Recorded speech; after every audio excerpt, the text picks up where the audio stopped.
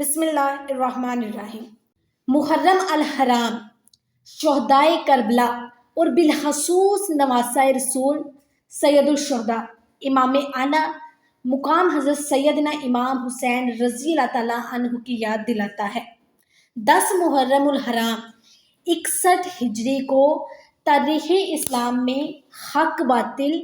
Right and wrong کے درمیان ایک عظیم بیٹل پیش آیا جسے واقعہ کربلا کے نام سے یاد کیا جاتا ہے۔ اس میں شہدائے کربلا رضی اللہ تعالیٰ عنہ کے استقامت برے انداز نے تمام اہل حق کو باطل کے سامنے ڈٹ جانے اور ضرورت پڑنے پر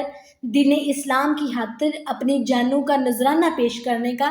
عظیم الشان سبق دیا۔ اگر حضرت سیدنا امام حسین رضی اللہ تعالیٰ عنہ یزید کی بیعت کرتے تو وہ تمام لشکر، آل دوز آرمیز آپ کے قدموں میں ہوتے، آپ کا احترام کیا جاتا، خزانوں کے منہ کھول دیے جاتے اور دولت دنیا آپ کے قدموں پر لٹا دی جاتی، دولت دنیا آپ پر نثار کر دی جاتی۔ مگر جس کا دل دنیا کی محبت سے خالق ہو، بلکہ خود دنیا جس کے گھر کی خادمہ ہو، جس کا دل اللہ تعالیٰ کی یاد میں دھڑکتا ہو، وہ اس دنیا کے رنگ اور روح پر کیا نظر ڈالے گا؟ حضرت سیدنا امام حسین رضی اللہ تعالیٰ عنہ نے رہتی دنیا کے منہ پر ٹھوکر مار دی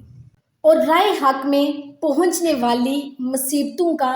خوش دلی سے استقبال کیا، اور اس قدر آزمائشوں کے باوجود یزید پلید جیسے فالک معلن، یعنی اعلانیہ گناہ کرنے والے، گناہ سے پہلے اعلان کرنے والی شخص کی بیعت کا خیال بھی اپنے دل میں نہیں آنے دیا۔ ان نے اس کے بارے میں سوچا ہی نہیں،